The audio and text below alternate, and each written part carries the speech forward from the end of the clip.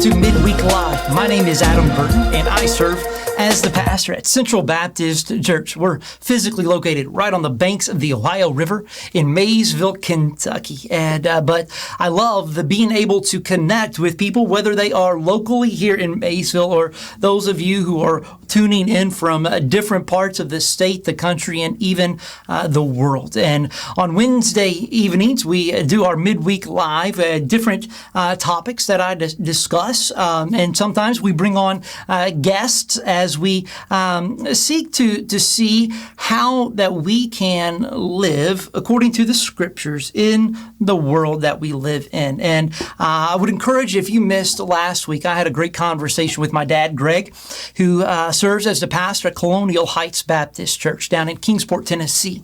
And we've done this several times over time, and we hope to do it more often. But if you missed that, go to our website at cbcmaysville.com and click on the media tab, and it's there on Midweek Live. You can also catch our previous messages as well as our Through the Word Bible study there on our website. But last week we just talked about several different topics, mainly around this the chaplaincy. And my dad serves as a chaplain for the hospital, for jail ministry, for some sports teams. I serve as a chaplain for the police department. And we talked about how does chaplaincy fit within a church ministry, and what is the importance, what is the need for chaplaincy. So if you missed that, I would encourage you to go back and look at that. If you have any thoughts, any questions, any topics that you would like us to address, you can let me know on our website at cbcmaysville.com. Go down to the bottom. You can connect with us there.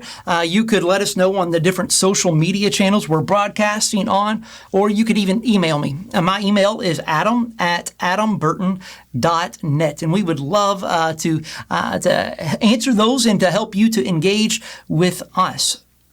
Tonight, I am going to talk a little bit about the election that took place yesterday. If you didn't hear, maybe you were living under a rock, and a little bit about, kind of where we are as a country and what the future may or may not look like, and how, as Christians, are we to respond and are we to live in this next season that we are in. And so as we get into this, I love elections. I think it is definitely, we see God's hand in the foundation of this country. And, the United States is different than many countries. Many countries have since tried to implement much of what how our country is set up. But we're not governed by a royal family or a dictator. We have elections, and so we as the people are entrusting those that we elect to govern for a fixed period of time. And so with presidency, you're term limited to 2 terms, so 8 years. Those in the House, in the Senate, are not term limited, but every 2 or every 6 years, there is an election, and you can choose to either affirm what they are doing and re-elect them, or we can vote them out. And we've seen, even in this past election, both of those have taken place. But elections, while, it gets all of the news with the presidential and the major elections, but elections have great impact both locally, whether it's a city council or a school board. And it's we, the people, get to choose. And so, I think that is a good thing. Now, with that, means that sometimes your preferred candidate does not win. Sometimes the other candidate wins. Sometimes we get somebody in there that just messes, makes a great mess of things. And other times, we think things are going great. But even within having elections, we also have the checks and balances. And so, we have other, branches in the judicial, the legislative, executive to keep each other in check.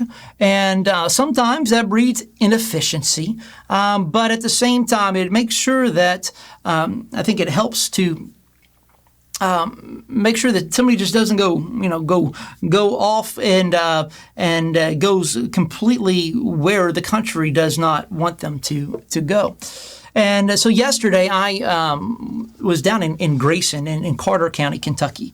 And so before I got into ministry, I was in business, and I served on our local county board of elections, and I enjoy that a lot, being able to oversee the election process in my home county. And after I moved away, went into the ministry, I now kind of just serve as tech support for the voting machines. And I don't do it all the time, but they needed extra help yesterday, and so I got up at about 3 o'clock in the morning, traveled down to Grayson, and got to work with those in the clerk's office and on their board of elections. Got to engage with the poll workers and those in the community, and had a great time. And it was exciting to see how excited they were to see so many people coming out to vote and having a record turnout. And we see that it's happened in most places, record turnout. And I think that's a good thing, to get people not only engaged, all right, in voting, but making their voice heard. So, I think that was very encouraging, and I think the turnout surprised even those pollsters. Some would think that, Joe Biden might greatly turn out his voters and may run away with the election, but we also see that Donald Trump supporters ended up turning out greater than they did in 2016. And so right now, as the time of recording this, not one candidate has been declared president. They haven't hit that 270 electoral votes yet. And we see that it's very close. So they're it is. We've seen the people are speaking now. At some point, maybe today, maybe in the next few days, there will be a person that is declared to be president. And then on on January the 20th, they will take the oath of office at their inauguration, and they will serve for the next 4 years.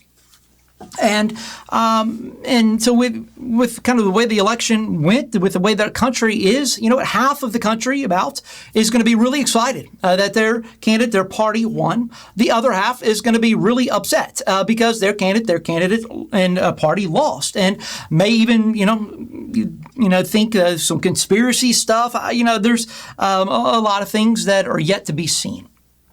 And so I would just say to both of those sides, that candidate won, candidate lost, is that it is for a fixed period, all right, and also that we do have the checks and the balances, and most importantly, God is sovereign. He is still on the throne, and it always. I've been a part of several elections, even one that I ran in myself when I was a young person, right out of college. And candidates lose, and you may think the world is coming to an end. But the beauty is that the next morning the sun does rise. And this morning the sun rose. And it has been a beautiful, beautiful day. But there's also some things that give me concern for the future. However long that may, that the trend continues to go, in part society-wise, but also within the church. And we do see a great polarization, more so than in my time. And from what I hear, those older than me, even in their time, is that the country is deeply divided. It's not a red country. It's not a blue country. It is it's not even a purple country. It's very divided. And so you have those that are on the more progressive Democratic, the blue side of things that believe that their values, that their philosophy, that their way that they see that things should be governed is right. And they think that those that are on the more conservative Republican red side, that their views, values, and philosophy in governing is wrong, and vice versa. Right? It goes both ways. And what I've seen even more so in these last years is that it's not so much that I believe that they're wrong in their. It's really that they're they're evil, that they're seeking to harm me. They're seeking to do evil to me, to personally, to the country, and seeking to destroy this democracy that we have. And I don't think that is healthy, and especially for those of us that are followers of Christ. And so I think now more than ever, obviously, we need God's hand to be with us. But we also, I think we can learn from this, learn from God's Word as we continue to move into this next season, however long that may be. There was thoughts by the pollsters, and that's one job that I would not want to have right now is to be a pollster. I have a feeling that industry is definitely disrupted. It may just go away completely because to be so wrong.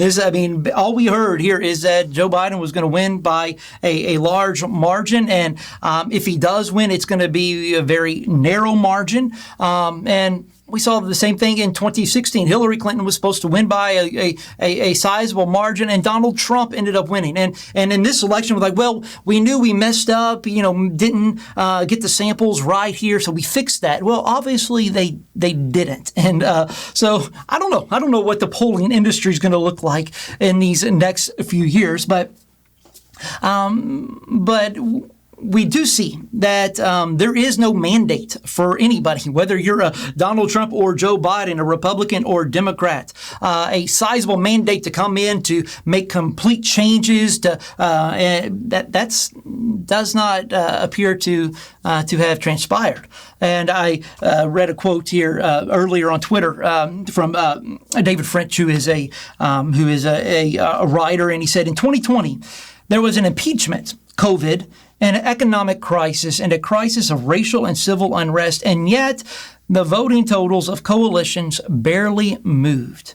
The fundamental underlying realities of American politics did not change at all. All of the money that's spent, all of the effort, all of the passion, the sleepless nights you may have had worrying and over nothing's really changed much.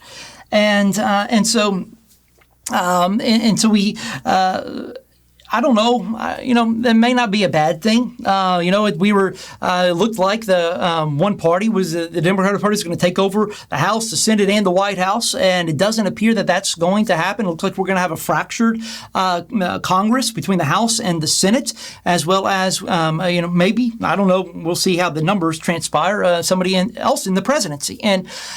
And so, we're going to hear a lot about gridlock, about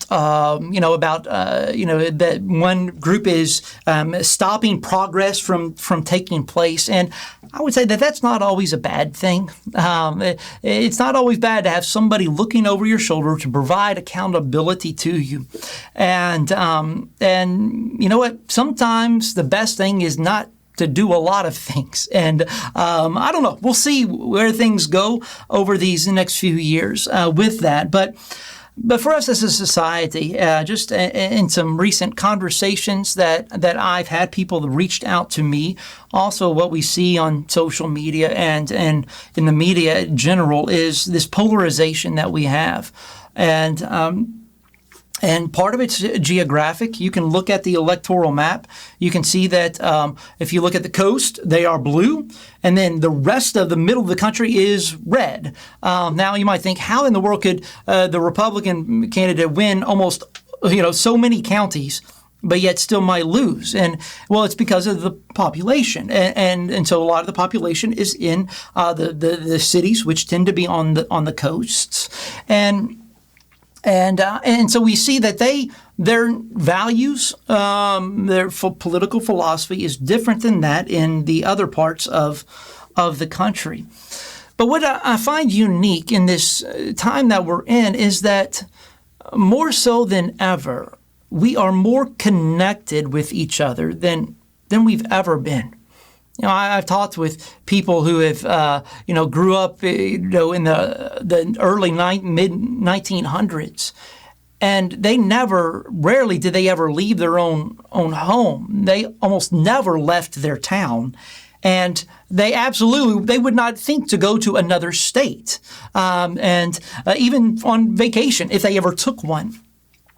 And now we can engage with somebody on the other side of the world instantaneously. And so we're more connected. We have the ability to engage with other people with differing views than we have ever had. We have access to more news than we've ever had. It used to be just the three, ABC, NBC, CBS.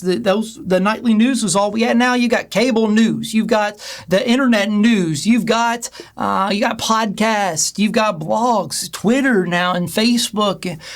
We have access to more news than ever, and one would think that the more, as there was a book written years ago, the world is flat. The more connected that we are, that really the more engaged we would be with each other. But we're not seeing that. Really, we're seeing, in my estimation, more division than ever. So we have access to be able to connect with those that may have differing views than us, maybe live in a different location, but we don't. We have access to read news that, we may disagree with their premise and where they come, but we don't engage with that. We've really seen now we are living more in our own silos. And the challenge that I see with that, and I think the reasons why we see such hostility towards those of the other, those that are different than us, is that we're exposed to it, but we don't engage with it, if that makes sense. So whereas, years ago, the person that never left his state, in my case, in Kentucky, they didn't even know what somebody from the Northeast might sound like, or somebody from the West Coast might, how they might, like surfing. They're like, what is surfing? Right? They had no exposure to it at all. But now we are exposed to it, and we may not like it. But instead of really getting to engage with the people that may enjoy that, we just almost demean them. And again, I see this on both sides of the spectrum. And so we're exposed to more, but we're not really connected. We choose to be with people that see everything our ways, and we read news that we agree with, and anything that we don't agree with, we want to cancel it out. Right? And we've heard the cancel culture that we're in, and it's kind of gives lip service to it, but I find that is very damaging to the cause of Christ. But at the same time, I think it is detrimental to our society as a whole. Because based on what I'm seeing, probably what you're seeing, is that we are not becoming more unified. Rather, we become more disunified. And so the major question for us is, how do we continue to live as different people in the same country? And it's one that's going to take far more time than I've got today to answer that, and honestly, more the wisdom and discernment than I have to be able to answer that. But kind of on a small scale, I think practically for us as the church, as Christians, engaging with those that we may encounter, because it's easy to call out somebody that we may never see, that lives in another place, maybe somebody in the media, and to really attack them, because we don't see them as a person, right? We just see them as their avatar, their profile picture, or them on the screen. But what's happening now is that's trickling down even to people that we have contact in our own communities, sometimes even people that are in our own churches, where we're with them, and we realize that, they they supported, this president or this candidate or that candidate, and I just can't believe that they would do so. If they did that, then they're just they're ignorant. They just don't understand the way that things should be. And what's interesting is we're both saying the same thing. So it was like, which one is right? And so what I often find happen is that we're saying that we need to be more open, more tolerant, and really the exact thing that we're accusing others of doing, we're doing the same thing ourselves. We're canceling them. And so, looking theologically, in this time that we're in, I think we should see that go back to the gospel of Jesus, and so. The gospel is God and His love for us, sinners, enemies of Him, all right, chose to send His Son Jesus to live the perfect life we could not live, to die the sinner's death that we deserve, and defeated sin and death by rising from the grave. All right, and the beautiful thing of the gospel is it's something given to us that we do not deserve. We do not earn it. It is a gift of grace. We should also extend grace to others. We want grace, but we don't really want to give it away. And so, we see this is that, if you don't earn my respect or earn the right for me to engage with you, then I'm done. If you don't, if you don't check off all of these boxes in order to meet, where I am, then I'm done with you. And not only do I not want to be with you, but look, I think you're bad. And look, if anybody had the right to say that would be God to us. Because we are His enemies. We have rebelled against Him. But the gospel, the message of Jesus is not of cancel, but it is of giving of Himself. And so Jesus gave the ultimate. He gave His life so that we might live. I the other day saw somebody tweet out, let me see if I can find it real quick. That way I can get proper attribution to it, but let's see here. I've got it. This is a pastor named of Kurt Kennedy, and he said this. This was yesterday afternoon before the election was over. He said, "The primary mathematics of Christianity is multiply. The primary mathematics of politics is division. Sadly, many of us have forgotten our timetables." Jesus did not come just to die for Republicans or for Democrats. He didn't just come to die for those that live in a certain location in the country or even in the world. No, He came to die for people of all nations, all tribes, all tongues. And so we see the message of the gospel is that of multiplication. And so I think first and foremost, before we read anything, before we, speak bad of someone else, whether it's somebody in our family, somebody in our church, somebody in our state, or in the media, we should think of the cross. The ground is level at the foot of the cross. And I was encouraged another tweet. I'm honestly not on Twitter all that much, but I've come across several good ones recently, and sadly, there's so much that is not good on social media, and that's just another. Look, if you're upset all the time, every time you get on Facebook or Twitter or Instagram, whatever, then it's probably best that you stay off of it, and because you do not need that in your life right now.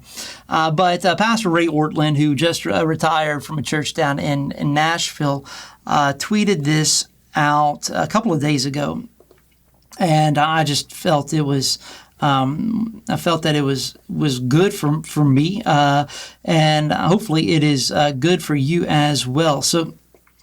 He said this, yes. He said, "Dear Christians in the USA," he said, "if you vote the wrong way on Tuesday, and contribute to our nation's troubles and even her decline, I have just one thing to say to you. Now understand this, is that, half of the people think this, right? Those that voted one way think the other people have done this, and those on there think the other people have done this. This is what he said. I have this to say to you. I love you. It is a sacred privilege to be your brother in Christ now and forever. I wish I could hug you. And look, it's easier said than done. But I think we need to realize we all need a good dose of humility. And I think we kind of got that today through the election, and we may see that in the next few days, is that, look, obviously, based on what we have seen in this election, no one is greater, far superior than any other person based on election results. The Senate didn't change. The House didn't change.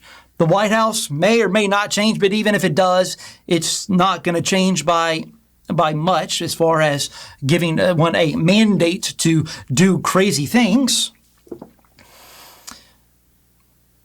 But we need to humble ourselves, and we need to love not just those that are like us, but love those that are very different than us. And obviously, how we do that is very different.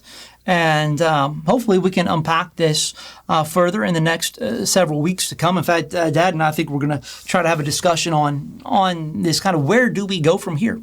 And so anything specifically that you would like to, us to address, any questions, anything that you're struggling to process, look, I am too, because I have, obviously I have not arrived, but I love this time to where it's not scripted. I can come in and just kind of work through the things that are going on in my mind and hopefully connect with you through that. Well, time has come to a close here. So I just want to say thanks for watching today. Please, if you are able to, please share this. Send it out. Let's get the word out about what God is doing here at Central Baptist. Tune in tomorrow night at 8 o'clock Eastern Time for Through the Word, my weekly Bible study. And then Sunday, if you are in Maysville, come and worship in person if you're able to with us. We moved back. We had our comeback Sunday last week in our sanctuary, and it was a great time. It was different, but it was good. And so come and worship with us. If not, please engage with us at church online at 1045. And go to the website. Use the website there for the resources that are on there. And, connect with us, but most importantly, don't lose hope. I know some people that feel lost right now. You feel like, the country is just out of control. It's not going the way it should be going, and you just don't really know where to be anymore. I've heard I just don't know if I can live here or if I can be with these people. I just feel lost. And let me tell you, if you're trying to find hope in everything in politics, you're going to be lost because you're putting your faith in something that cannot provide. Jesus is the only thing that's going to fulfill our needs. So, at some point, turn off the TV, close the iPad, put down the phone, and cling to Jesus. Thanks. I hope you have a great week. God bless.